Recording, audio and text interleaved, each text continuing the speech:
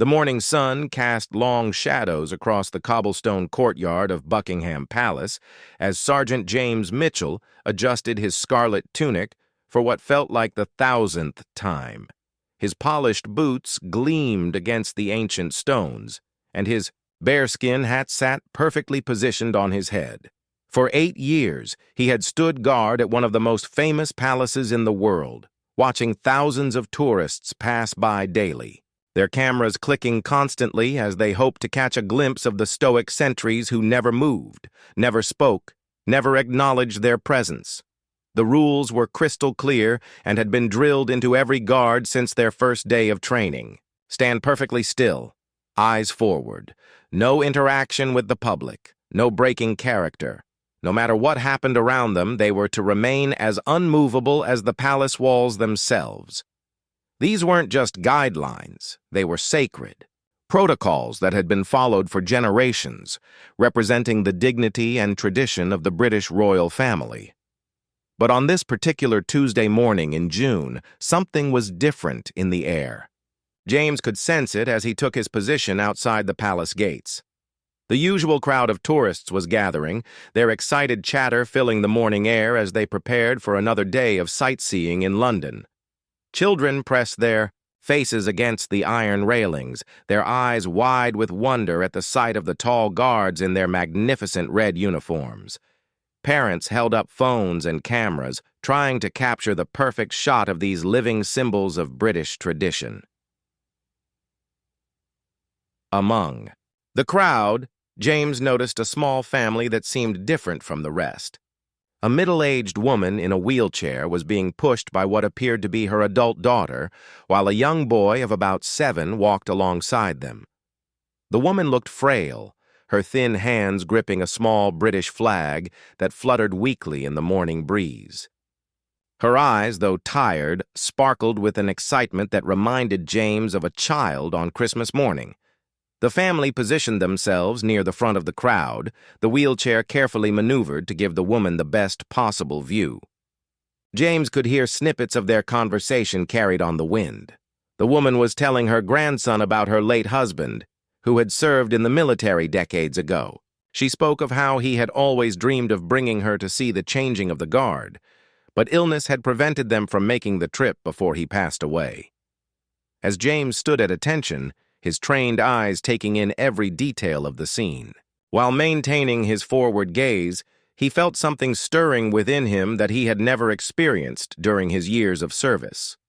The woman's story, though spoken in whispers to her family, had somehow reached him.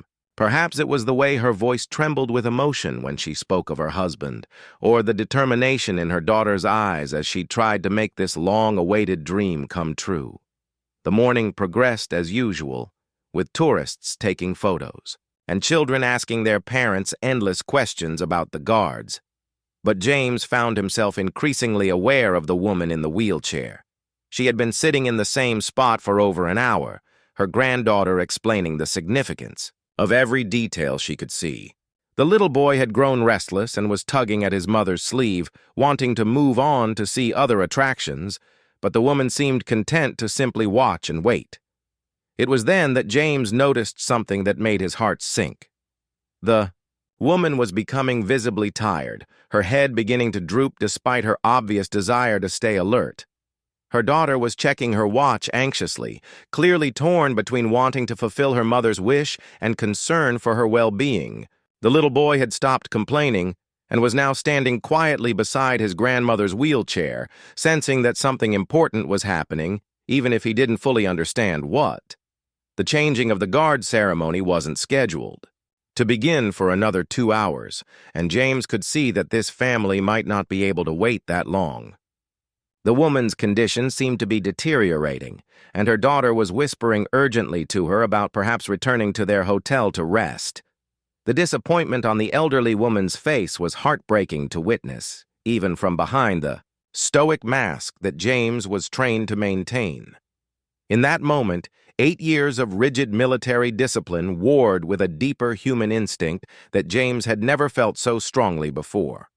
He had witnessed countless emotional moments during his time as a guard. He had seen proposals, family reunions, and tourists moved to tears by the majesty of the palace. But something about this particular situation reached him in a way that nothing else ever had. The protocols were absolute. Breaking them could mean disciplinary action, possible dismissal from his prestigious position, and a mark on his military record that could follow him for the rest of his career. The Queens.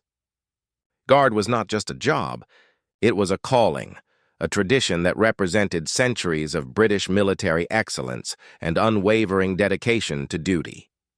Yet as James watched the woman's granddaughter begin to wheel her chair away from the railings, he felt a conflict building within him that threatened to override every instinct that had been carefully cultivated through years of training.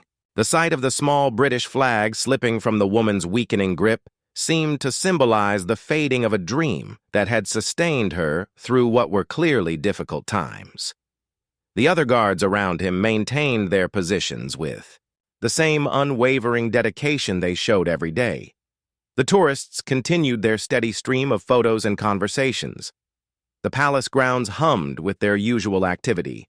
But for James, everything seemed to slow down as he watched 3 generations of one family walking slowly away from a dream that had been years in the making. In the distance, he could see his commanding officer making his routine rounds, checking on each guard position with the methodical precision that had made him a respected leader. The morning sun climbed higher in the sky, casting new shadows across the courtyard and signaling that another ordinary day of guard duty was progressing, exactly as it should. But James knew with a certainty that surprised him that this day would be anything but ordinary. The decision came to James like a lightning bolt, sudden and undeniable.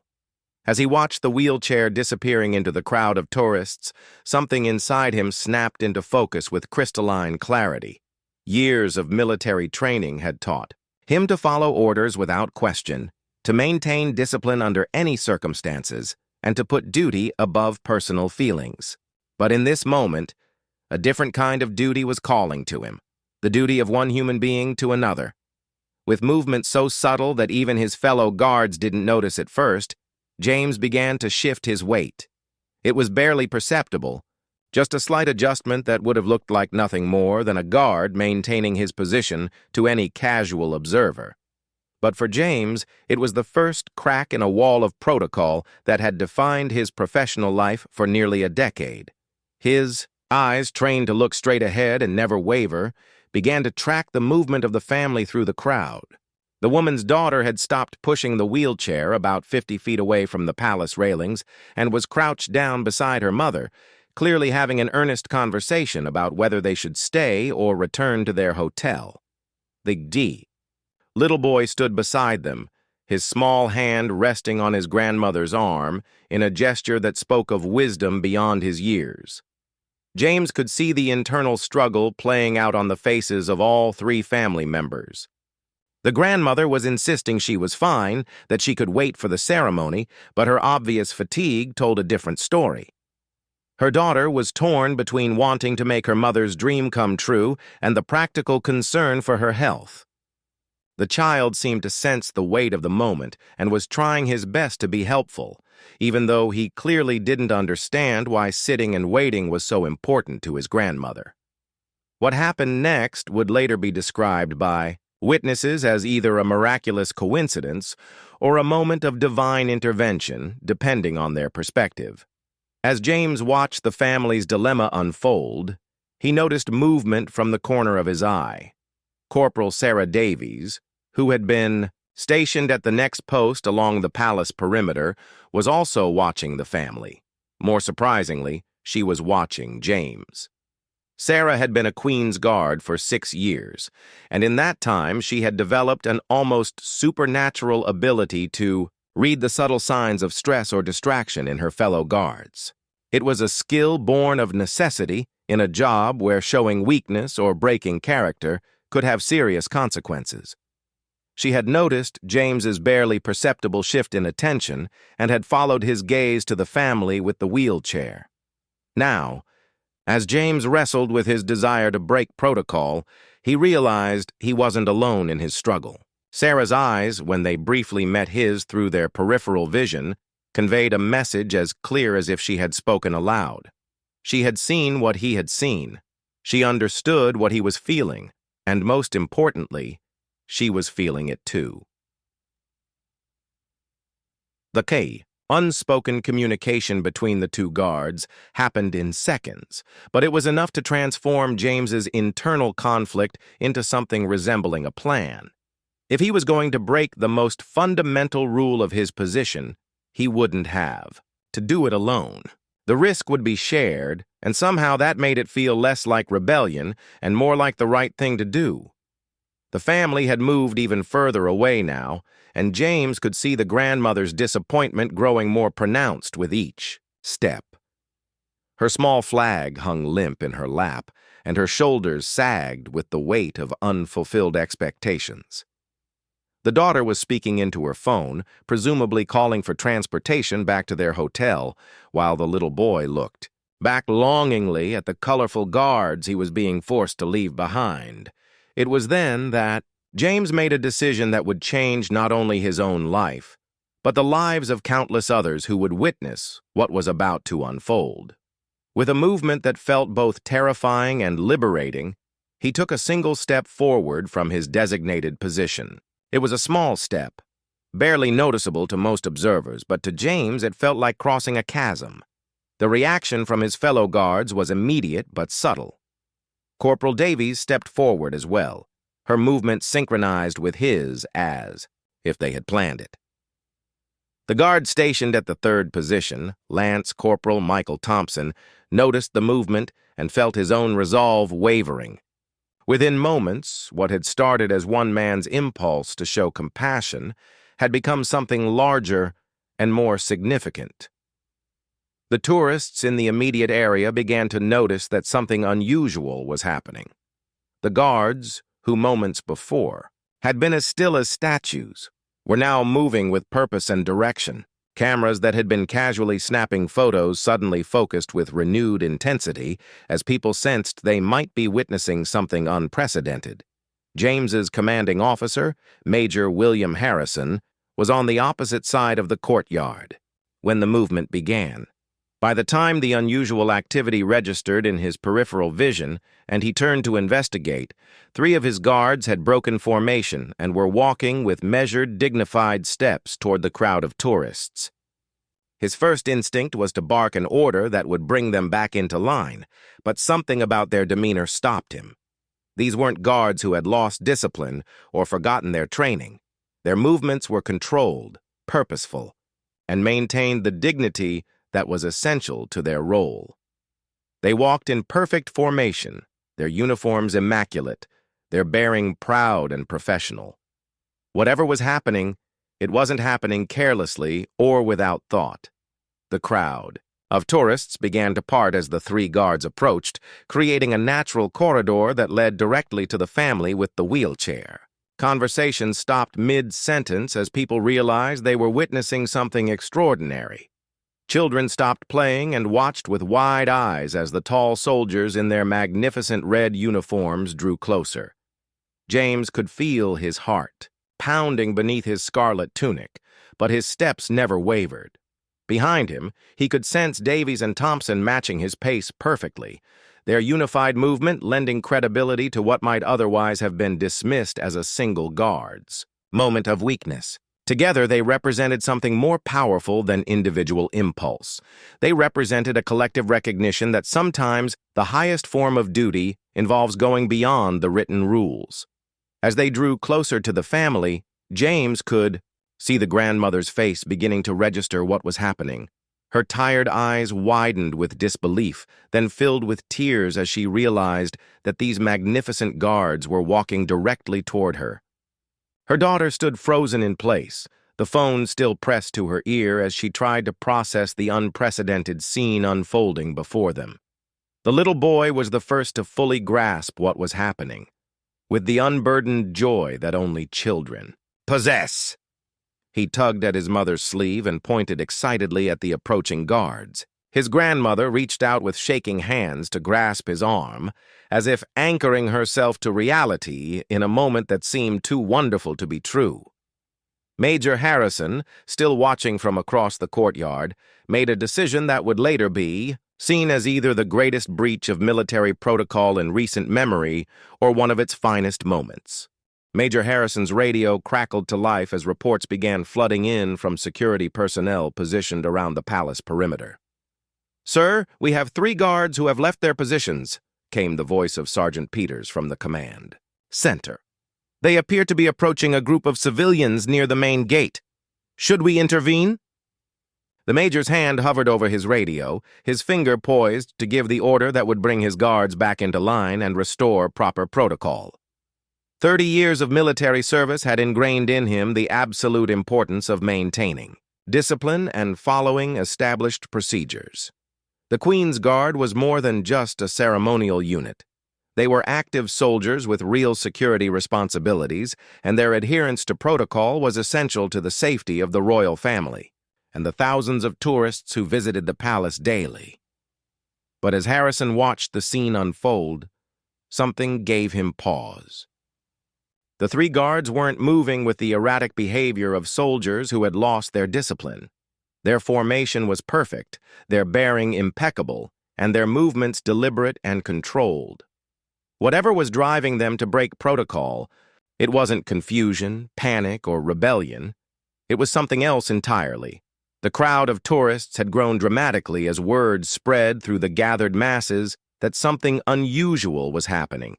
People were pulling out phones, recording videos, and calling to friends and family members scattered throughout the palace grounds. Social media notifications were already beginning to ping as the first photos and videos started appearing online with captions like, "Royal Guards doing something amazing," and "You won't believe what's happening at Buckingham Palace right now." James, Davies, and Thompson had now reached the family, and the grandmother was openly weeping with joy and disbelief. Her daughter stood beside the wheelchair in stunned silence, while the little boy bounced excitedly on his toes, his earlier restlessness transformed into pure excitement.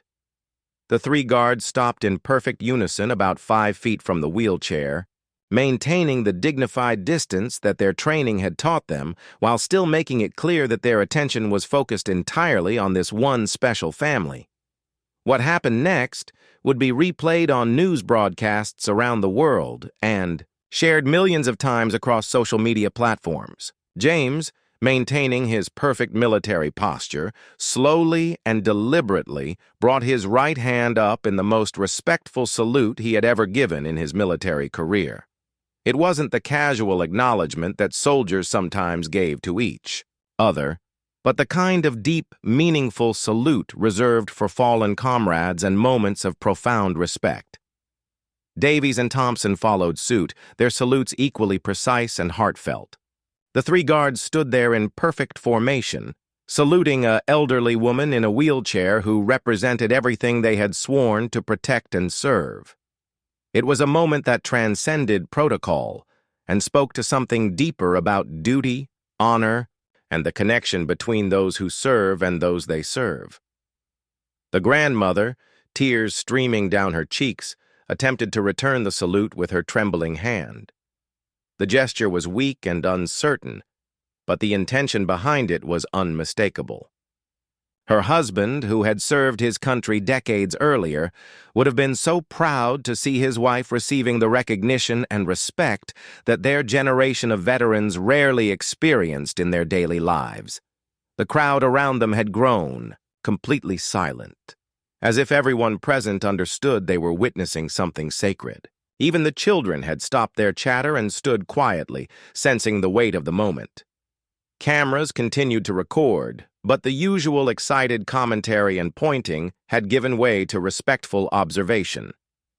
Major Harrison, still watching, from across the courtyard, felt his own eyes beginning to moisten. In 30 years of military service, he had seen countless displays of courage, dedication, and honor. He had witnessed ceremonies recognizing heroes and moments that epitomized the best of military tradition. But he had never seen anything quite like this. Three guards who were willing to risk their careers to show respect and kindness to a single family who had asked for nothing more than the chance to witness the ceremony they had traveled so far to see. The major's radio crackled. Again, more insistent this time. "Sir, we need instructions. The guards are still out of position and we have a growing crowd situation. Media outlets are starting to arrive on scene. How do you want us to proceed?" Harrison looked around the courtyard, taking in the full scope of what was happening. News vans were indeed beginning to arrive at the palace gates, their satellite dishes extending into the London sky. Social media was exploding with videos and photos of the unprecedented scene. Palace security personnel were positioning themselves strategically throughout the crowd, ready to maintain order if the situation escalated. But as the major continued to observe, he noticed something remarkable. Despite the growing crowd and the excitement of witnessing something unique, the atmosphere remained respectful and orderly. The tourists weren't pushing forward or trying to interfere with the guard's gesture. Instead, they seemed to understand, instinctively, that they were witnessing something special and were doing their part to preserve the dignity of the moment. The three guards maintained their salutes for exactly 1 minute, long enough to convey the depth of their respect, but not so long as to become theatrical or lose its sincerity. When they finally lowered their hands in perfect unison, the grandmother was sobbing with happiness. Her small British flag now clutched tightly against her chest like a precious treasure. But the guards weren't finished. In another unprecedented break with protocol, James stepped forward and, with the utmost respect and gentleness, knelt down beside the wheelchair. His movement was slow and deliberate, ensuring that he didn't startle the elderly woman or make any gesture that could be misinterpreted as aggressive or inappropriate. Speaking in a voice that was quiet but clear enough for the surrounding crowd to hear, James said words that would later be quoted in newspapers around the world. "Ma'am, on behalf of Her Majesty's Guard and in honor of your husband's service to our country, it would be our privilege to perform a special ceremony for you and your family. If you would permit us, we would like to show you the changing of the guard as it was meant to be seen, with the respect and dignity that you and your family deserve." The woman's response was barely audible through her tears, but her nod of acceptance was unmistakable. Her daughter, finally finding her voice, managed to whisper a heartfelt "thank you" that seemed to speak for not only her family, but for everyone present who understood the magnitude of what they were witnessing. Major. Harrison made his decision. Lifting his radio to his lips, he gave an order that would later be discussed in military academies and leadership seminars for years to come. "All units, maintain positions and provide security for a special ceremony. We have 3 guards who are about to remind us all what it truly means to serve with honor." Word of Major Harrison's decision spread through the palace security network like wildfire. Within minutes, guards from other positions began receiving instructions that would have seemed impossible just hours earlier. Instead of maintaining their usual rigid formations and continuing with the standard daily routine, they were being asked to participate in an impromptu ceremony that had never been performed before in the long history of the Queen's Guard. The palace grounds began to transform as additional guards emerged from various positions around the complex. These weren't just ceremonial guards, but active military personnel who had been going about their regular duties when they received the unprecedented call to assemble. Some came from inside the palace itself, others from perimeter positions that tourists rarely saw. Each one had heard the same incredible story through their communications network. 3 of their fellow guards had broken protocol to honor an elderly woman, and their commanding officer was not only supporting their decision, but expanding it into something larger. As the guards assembled, the crowd of tourists continued to grow. What had started as a typical Tuesday morning of sightseeing had become something extraordinary, and word was spreading rapidly through social media and news networks. People who had been visiting other parts of London were abandoning their plans and rushing to Buckingham Palace, sensing that they might witness something unprecedented. The elderly woman in the wheelchair sat in the center of it all, still hardly believing what was happening around her. Her daughter had managed to reach other family members by phone, and her voice shook with emotion as she tried to describe the scene to her husband and other relatives who were scattered around the world. The little boy had become something of a celebrity among the gathering crowd, with people asking him how it felt to be part of such a special moment. James, Davies, and Thompson had been joined by 7 additional guards, creating a formation of 10 that represented one of the largest assembled groups of Queen's Guards ever gathered for an unscheduled ceremony. They stood in perfect alignment, their red tunics brilliant in the morning sunlight, their bearskin hats creating an imposing and magnificent sight that spoke to centuries of British military tradition. Major Harrison approached the formation, and for a moment, the crowd held its breath. Many of the tourists assumed that the commanding officer was coming to end the unauthorized ceremony and return the guards to their proper positions.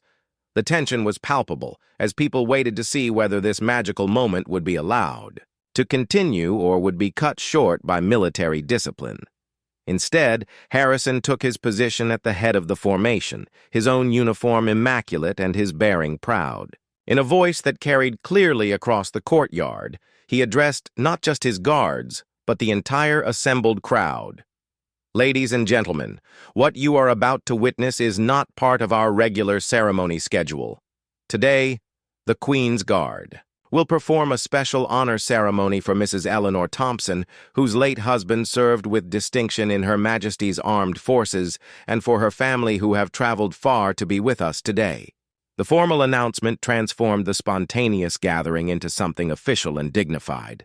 The crowd, which had been buzzing with excited conversation, fell silent in recognition of the solemnity of the moment. Parents lifted children onto their shoulders for better views, while others respectfully moved closer together to make room for more people who were still arriving. Mrs. Thompson, whose name had now been formally announced to the crowd, wiped tears from her eyes as she processed the incredible honor being bestowed upon her and her husband's memory. Her daughter, Sarah, reached for her mother's hand and squeezed it gently, both of them overwhelmed by the magnitude of what was happening. The little boy, 7-year-old Tommy, stood up straighter and tried to look as serious and respectful as the occasion demanded. What followed was a ceremony that blended traditional military precision with spontaneous human warmth in a way that no one present would ever forget. The guards began with a synchronized march that demonstrated the discipline and skill that made them famous around the world. Their movements were crisp and exact, their formations perfect, but there was something different in their bearing. A sense of purpose and emotion that elevated their performance beyond mere routine. As the ceremony progressed, other elements began to emerge that made it clear this was truly a once-in-a-lifetime event. A palace band, hastily assembled from musicians who had been practicing inside the building, appeared at the edge of the courtyard. Without any formal cue or signal, they began playing a medley of military hymns and patriotic songs that provided a stirring soundtrack to the visual spectacle unfolding before them. The music seemed to unlock something in the crowd, and people began to sing along softly to familiar tunes. Veterans in the audience stood at attention, while families with military connections felt tears forming in their eyes as they recognized songs that held deep personal meaning. The ceremony was becoming something larger than anyone had anticipated. A spontaneous celebration of military service, family sacrifice, and the bonds that connect people across generations. James, who had started this entire chain of events, with his simple decision to step out of formation, found himself at the center of a moment that felt both surreal and perfectly natural. As he marched in formation with his fellow guards, he could see Mrs. Thompson's face shining with joy and pride. Her late husband's memory was being honored in a way that neither of them could have ever imagined, and James felt a profound sense of satisfaction knowing that his decision to break protocol had led to this incredible moment. The ceremony reached its climax when the 10 guards formed a circle around Mrs. Thompson's wheelchair. Each guard, in turn, approached her and offered a formal bow of respect. It was an unprecedented gesture. Queen's guards did not bow to civilians under normal circumstances.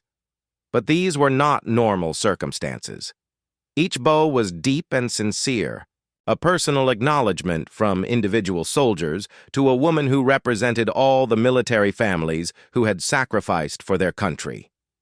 When the final guard completed his bow, the crowd erupted in applause that seemed to echo off the palace, walls, and carry across London itself. It was enthusiastic but respectful, acknowledging both the magnitude of what they had witnessed and the dignity of the moment. Mrs. Thompson, overwhelmed by emotion, managed to wave her small British flag in acknowledgement, creating an image that photographers would capture and that would appear on front pages around the world. But the ceremony wasn't over yet. In a final gesture that surprised even Major Harrison, James approached the wheelchair one more time and, with the utmost care and respect, pinned a small commemorative pin to Mrs. Thompson's jacket. It was his own service medal, earned through years of dedicated duty, and he was giving it to her as a symbol of the respect that one generation of soldiers felt for another. The gesture was so unexpected and moving that even some of the guards found themselves struggling to maintain their composure. The crowd was completely silent, recognizing that they were witnessing something that transcended ceremony and entered the realm of genuine human connection and respect. The aftermath of the ceremony was unlike anything the palace staff had ever experienced. As the guards returned to their positions and the crowd began to disperse, the impact of what had just occurred was only beginning to be understood. Within hours, videos of the ceremony were trending on every major social media platform, with hashtags like #Royal Respect and #Guards of Honor spreading across the globe at unprecedented speed. Major Harrison found himself fielding calls from media outlets around the world, all wanting to know more about the guards who had broken protocol to honor an elderly veteran's widow. The story had touched something deep in people's hearts, and the response was overwhelmingly positive. Messages of support and admiration were pouring in from military personnel, veterans organizations, and ordinary citizens who had been moved by the display of humanity they had witnessed. But perhaps more importantly than the global attention was the impact the ceremony had on those who participated in it. James, Davies, and Thompson found themselves changed by the experience in ways they were still trying to understand. They had spent years learning to suppress their emotional responses and maintain perfect discipline. But the ceremony had shown them that there were moments when the highest form of discipline was to respond with compassion and humanity. Mrs. Eleanor Thompson was experiencing a whirlwind of emotions and attention that she had never expected in her 82 years of life. The commemorative pin that James had given her was now her most treasured possession, and she wore it constantly as a reminder of the incredible honor that had been bestowed upon her late husband's memory. The phone calls from friends and family, members who had seen the ceremony online or on television, seemed endless, but each one brought her fresh joy as she relived the magical moments over and over again. Her daughter Sarah had become something of a media spokesperson for the family, fielding interview requests and trying to help people understand just how much the ceremony had meant to them. She spoke eloquently about her father's military service and her mother's years of quiet sacrifice as a military wife, painting a picture of a generation that had served with dedication but rarely received public recognition for their contributions. Young Tommy, the 7-year-old who had been part of this extraordinary day, was probably handling the attention better than anyone. He had become a minor celebrity at his school, where teachers and classmates wanted to hear every detail of his experience with the Queen's Guards. His innocent joy and excitement about the ceremony provided a pure, uncomplicated perspective that reminded everyone of the simple human goodness at the heart of what had happened. The ripple effects of the ceremony continued to spread in unexpected ways. Veterans organizations around the world began reaching out to share similar stories of moments when protocol had been set aside in favor of human compassion. Military families shared their own experiences of feeling overlooked or forgotten, and many expressed gratitude that their service was being recognized and honored in such a public way. Palace officials found themselves in an unusual position. The ceremony had been unprecedented and technically violated established protocols, but the response had been so overwhelmingly positive that disciplinary action seemed not only unnecessary but counterproductive. Instead, discussions began about how to incorporate more flexibility and human responsiveness into ceremonial duties without compromising security or the dignity of the institution. The Queen herself, when informed of what had transpired, was reported to be deeply moved by the guards' actions. While official palace statements remained diplomatically neutral, sources close to the royal family suggested that Her Majesty viewed the ceremony as an example of the very best qualities of her guards, their dedication to duty, their respect for service members and their families, and their understanding that sometimes the greatest honor comes from recognizing the service and sacrifice of others. For James, the guard who had taken that first brave step out of formation, the days following the ceremony were filled with reflection and a sense of profound satisfaction. He had risked his career to follow his conscience, and the result had been something beautiful and meaningful that had touched lives around the world. Letters and emails from fellow service members, veterans, and grateful citizens continued to pour in, each one reinforcing his belief that he had made the right choice. The ceremony had also sparked broader conversations about the role of military personnel in modern society and the importance of recognizing and honoring the service of previous generations. Military leaders began discussing ways to create more opportunities for active service members to connect with veterans and their families, recognizing that such connections strengthened the bonds of military brotherhood and sisterhood across generations. Corporal Davies and Lance, Corporal Thompson, the two guards who had followed James's lead, found themselves equally transformed by the experience. They had discovered that their training and discipline, rather than being obstacles to compassionate action, could actually be tools for expressing respect and honor in meaningful ways. The precision and dignity they had been taught to maintain had made their gesture all the more powerful and moving.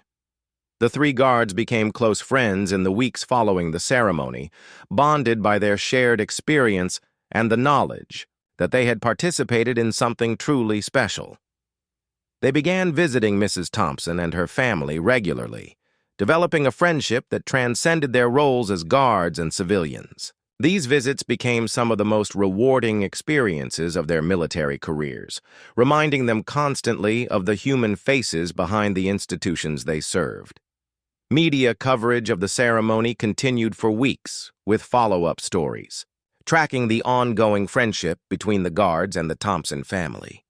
Documentary filmmakers expressed interest in creating a longer piece about the story, and authors began reaching out about the possibility of turning the experience into a book that could inspire others to choose compassion over rigid adherence to rules. The ceremony also had an unexpected impact on tourism at Buckingham Palace. Visitors came not just to see the traditional changing of the guard, but hoping to witness or be part of another moment of human connection. While such moments couldn't be scheduled or manufactured, the increased awareness of the guards as real, people with real emotions created a warmer, more engaged atmosphere around the palace grounds. Educational institutions began using the ceremony as a case study in leadership, ethics, and the importance of moral courage. Military academies incorporated discussions of the event into their curriculum, exploring the complex balance between following orders and following conscience. Business schools examined it as an example of how breaking with established procedures could sometimes produce better outcomes than rigid adherence to protocol. The story became a touchstone for discussions about the importance of treating elderly veterans and their families with respect and recognition. Veterans advocacy groups used it to highlight the ongoing needs of aging military families and the simple but profound impact that acknowledgement and respect could have on their lives. As the immediate excitement of the global attention began to settle, the true lasting impact of the ceremony became clear. It had reminded people around the world that behind every uniform, every protocol, and every institution were human beings capable of extraordinary compassion and moral courage. 6 months after the ceremony that had captured hearts around the world, the impact continued to resonate in ways no one could have anticipated. The simple act of 3 guards stepping out of formation had created a ripple effect that was still spreading, touching lives and changing perspectives across continents and cultures. Mrs. Eleanor Thompson had become an unexpected ambassador for military families everywhere.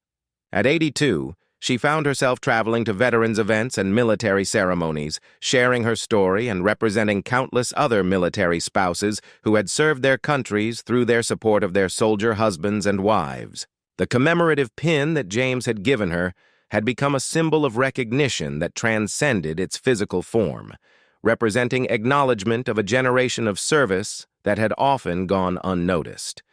Her health, which had been declining before, that magical day at Buckingham Palace seemed to have been revitalized by the experience and the purpose it had given her. Her doctors were amazed by her improved energy levels and mental clarity, attributing much of the positive change to the sense of meaning and recognition she had received. The ceremony had given her not just a beautiful memory, but a renewed reason to live fully in her remaining years. The 3 guards who had started it all found their military careers taking unexpected turns. Rather than facing disciplinary action, they had been recognized for their initiative and compassion.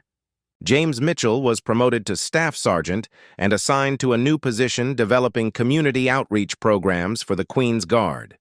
His role involved creating opportunities for guards to interact with veterans, military families, and community groups in meaningful ways while maintaining the dignity and security requirements of their positions. Sarah Davies had been selected for officer training, her superiors recognizing that her ability to read situations and respond with both discipline and humanity made her ideal leadership material.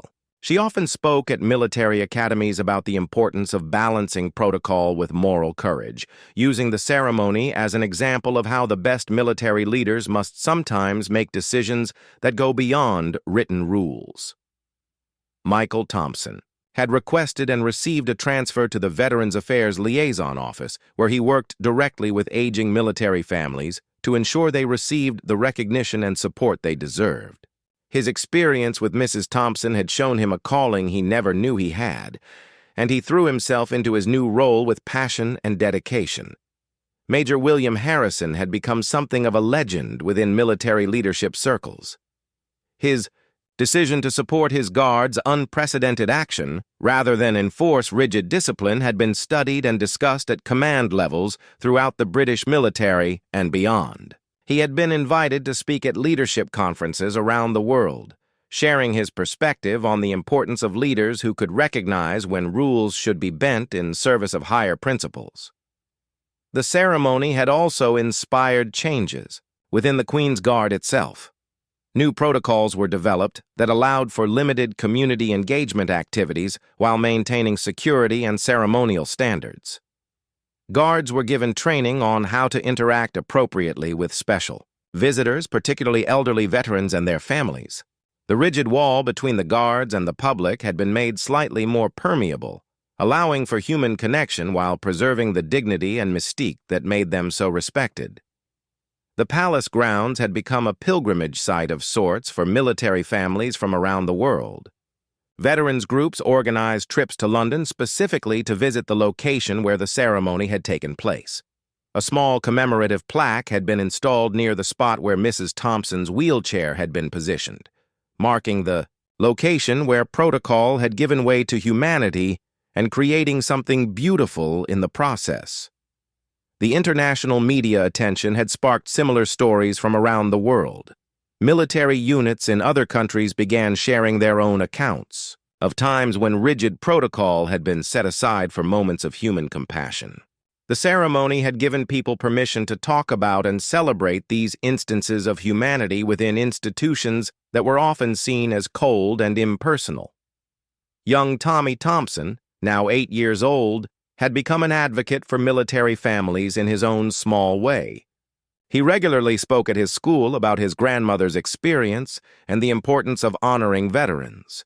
His teachers reported that his presentation about the ceremony had inspired several classmates to interview their own grandparents about their military service, creating connections between generations that might not have happened otherwise. The story had been adapted into children's books, documentary films, and even a stage play that toured military bases around the world. Each adaptation helped spread the message that individual acts of courage and compassion could have far-reaching impacts, inspiring others to look for opportunities to make a difference in their own communities and circumstances. Educational institutions continued to use the ceremony as a teaching tool, but the lessons had evolved beyond simple discussions of protocol versus humanity. Business schools examined it as an example of how organizational culture could be strengthened rather than weakened by allowing employees to exercise moral judgment. Psychology programs used it to discuss the importance of authentic human connection in institutional settings. Leadership courses analyzed Major Harrison's decision-making process as an example of adaptive leadership in unexpected situations. The ceremony had also had an unexpected impact on recruitment for the Queen's Guard and military service in general. Young people who had seen the coverage were inspired by the idea of serving in an organization that valued both discipline and compassion. Recruitment offices reported increased interest from candidates who specifically mentioned the ceremony as one of their motivations for considering military service. Veterans organizations around the world had adopted elements of the ceremony into their own events and recognitions.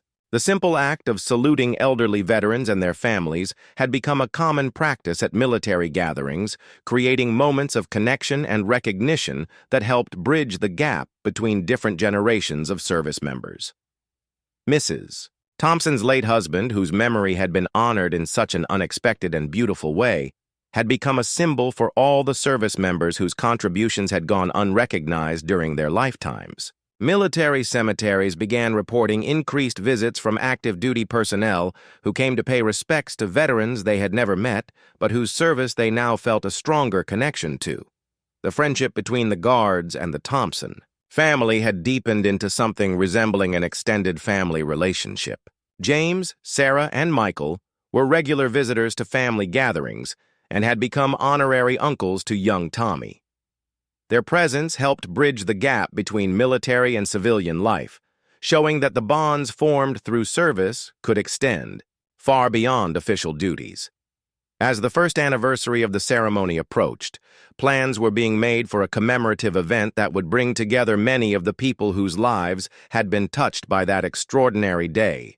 It would not be an attempt to recreate the spontaneous magic of the original moment, but rather a celebration of the ongoing impact that one act of courage and compassion had created. The ceremony had proven that sometimes the most powerful traditions are not the ones written in regulations and procedures, but the ones that emerge when human beings choose to treat each other with dignity, respect, and love. It had shown that individual choices to act with courage and compassion could ripple outward in ways that touched lives across the globe and across generations. In a world often divided by differences and conflicts, the story of the Guards who dropped protocol to honor an elderly woman had become a reminder of the universal human values that connect us all. It had demonstrated that the highest forms of service and duty sometimes require the courage to step beyond the safety of established rules and to act from the heart. The ceremony at Buckingham Palace had lasted only a few minutes, but its impact would continue for generations, inspiring others to choose compassion over convenience, humanity over protocol, and love over fear. In the end, it had shown that the most meaningful traditions are not the ones we inherit, but the ones we create. Through our choices to honor and care for each other,